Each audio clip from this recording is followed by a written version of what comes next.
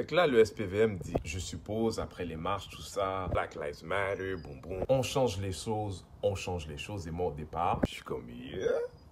Puis là, je parle avec notre gars, avocat, Maître Belton, clinique juridique Saint-Michel. Et là, je dis à Maître Belton, yo, qu'est-ce que t'en penses, toi? Et là, je suis comme, yo, allez écouter ça, c'est important.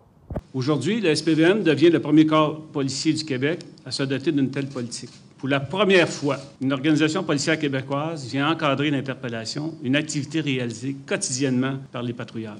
Puis dis-moi, qu'est-ce que tu en ressors là? Qu'est-ce qui change pour nous en tant qu'humble citoyen? OK. Je vais essayer d'être politically correct parce que j'ai pas le choix de l'être, mais la réalité là, c'est que c'est... What's "and" supposed to mean? Just means eh. He said "eh." Eh? He said, eh? Yeah, what's wrong with you? You're not excited? Not excited? Who ain't excited? Regarde, OK? Ce que le chef de police est venu nous dire, il nous a annoncé qu'il y a eu plus de 160 consultations externes qui ont été faites pour nous pondre ceux qui viennent nous annoncer. Okay? Okay. Je te donne un exemple comme quelque chose que les gens disent « Wow, c'est major, félicitations ». Tu sais que dans un premier temps, j'ai commenté sans avoir vraiment vu exactement c'était quoi, mais je vois les grands titres des journaux, puis je me dis « Ah, c'est bien ». J'étais vraiment content de ce qu'il y avait, j'ai commenté positivement. Mais en préparant mon intervention pour ce soir, j'ai commencé à lire, regarder les détails pour me rendre compte qu'il y a absolument, literally rien qui va changer par rapport à la situation actuelle. Puis je m'explique, OK?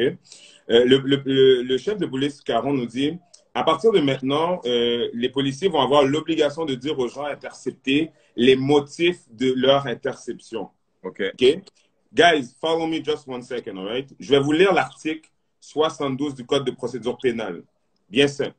L'agent de la paix qui a des motifs raisonnables de croire qu'une personne a commis une infraction peut exiger qu'elle lui déclare son nom, son adresse, s'il ne le connaît pas. Donc, article 72 te dit, le policier, s'il pense que tu as fait quelque chose de mauvais, il a le droit de te demander de t'identifier. Ouais. Article 73. L'article 73, c'est un article que tout le monde doit savoir.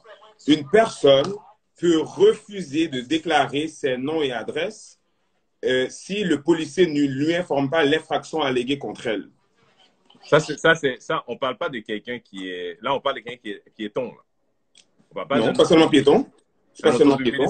Ça pourrait t'es derrière ton volant, peu importe qu'est-ce qui arrive. Là, pour tous les gens là, qui se font donner un ticket pour entrave après qu'on leur ait pas répondu, comme par exemple la mine qu'on va voir tout à l'heure. Exactement.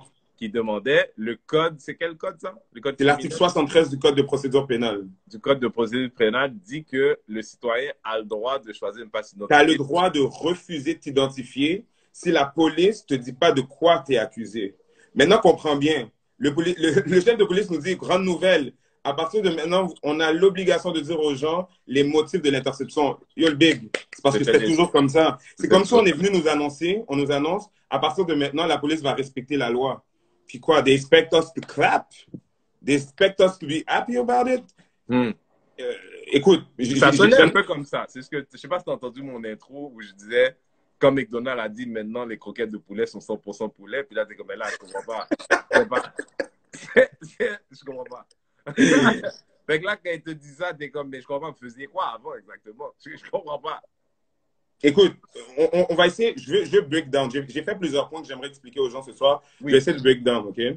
Par exemple, on dit, Renzo, à partir de maintenant, l'interception doit être faite sur un fait observable. Bro, si c'était pas sur un fait observable, c'était basé sur quoi exactement les interceptions? Ouais. Puis un fait, comment un fait peut pas être, c'est un fait observable. C'est comme si tu descends en bas, ça veut dire quoi ça? C'est quoi la définition de fait observable? Ça veut rien dire. Puis bro, le fait que je suis noir, ben, c'est un fait observable. Ça veut dire que techniquement, ça pourrait être un motif d'interception si tu le mets dans cette catégorie-là. Ouais. Autre chose que je vais vous faire remarquer, jamais le service de police va parler de profilage racial. Jamais ils vont utiliser ce mot-là pendant toute la conférence. On va te parler de racisme systémique, de biais systémiques, de plein de concepts qui sont bien pensés et qui sont écrits par des relationnistes de presse. Ouais. Mais notre problème à nous comme communauté, c'est le profilage racial. Et la raison pour laquelle c'est super important, c'est parce que le profilage racial ne concerne pas la société en général, elle concerne les policiers en particulier. Oui. Une autre chose. Et ça avait l'air d'être une réponse à ça à la base, là, cette conférence de presse-là.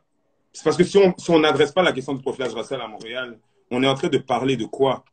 Ben, c'est parce que, je veux dire, tu dis ça, mais en vrai, symboliquement, j'aurais pu te dire à la base, parce que il y a des secteurs dans la ville de Montréal où ça aurait été plus symbolique d'aller pour dire, you know, you've been free all this time, but hey guys, you're free now. Tu vois, Mais tu comprends que c'est le chef de police qui est en train de parler, c'est pas la mairesse de Montréal. Je comprends que la mairesse de Montréal pourrait dire, ben, le racisme systémique, c'est important, mais le chef de police, s'il nous parle de racisme systémique, si tu n'adresses pas la question du profilage racial, qui est un concept différent, parce que ça implique une personne qui est en autorité, d'où la raison des policiers. Donc, si tu n'adresses même pas cette problématique-là, tu es en train de me parler de quoi? OK.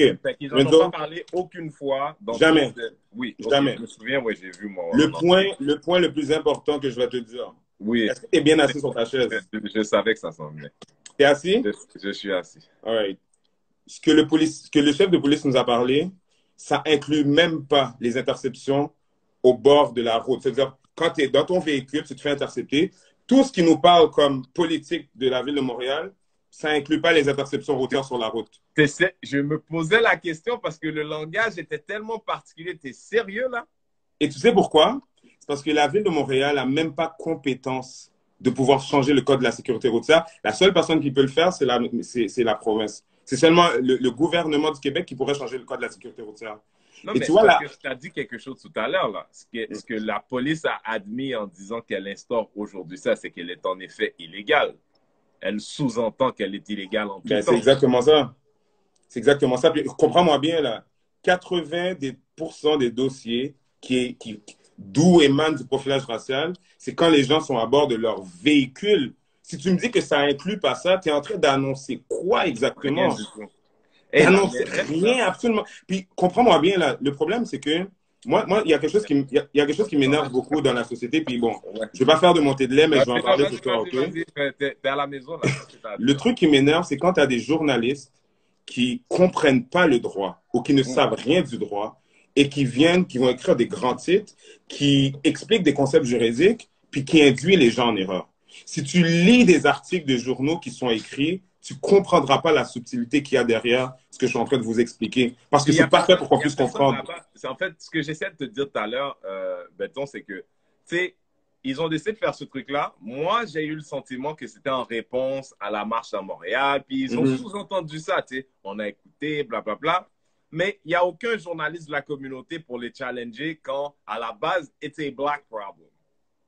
Ils sont devant les mêmes journalistes, les mêmes gens qui n'ont aucun vrai concept de ça. Quand si leur but, c'est de vendre cette nouvelle chose à la population concernée, d'abord et avant tout. Le gars à Westmount, ils sont callistes, là.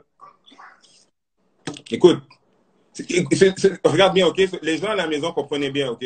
Tout ce que le policier a dit, si vous êtes derrière votre véhicule, regarde, OK, je vais aller plus loin. Tu vois l'article qui permet aux policiers d'intercepter les gens derrière leur véhicule, c'est l'article 636 du Code de la sécurité routière.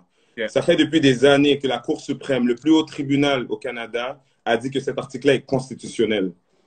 Donc, c'est soit que le gouvernement du Québec l'abroge, parce que nous, comme communauté, on ne pourrait même pas le contester.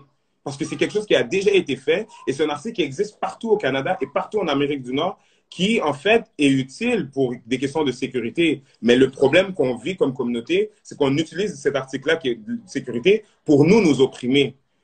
Donc, qu'est-ce qu'on a annoncé aujourd'hui? C'est de la foutaise. Moi, je l'avais compris en premier temps parce que je t'ai écrit, Enzo, tu te rappelles, en privé. Moi, j'avais compris qu'on suspendait l'application de l'article 636. C'est ça que je pensais. That's not it at all. C'est pas ça du tout, là. Puis je te dirais que là où moi, j'étais sur le truc de la foutaise, c'est que quand ils ont annoncé ça, sachant que toi-même, tu viens d'avoir un rapport qui dit que les policiers, dans les faits, les Noirs sont arrêtés 5 fois plus que le blanc.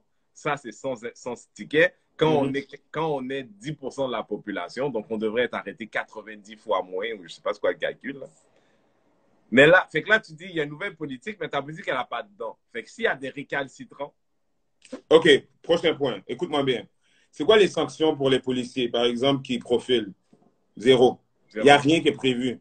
Donc, le policier, il a une prise en charge. Le policier raciste qui profilait hier continue de profiler aujourd'hui. Il n'y a aucune sanction. Ce qu'on te dit, adresse-toi au commissaire de la déontologie policière. Renzo, tu vois, dans les dernières semaines, j'ai pris du temps d'étudier, de regarder, de voir ce processus au niveau de la déontologie policière. Je continue à dire aux gens de porter plainte.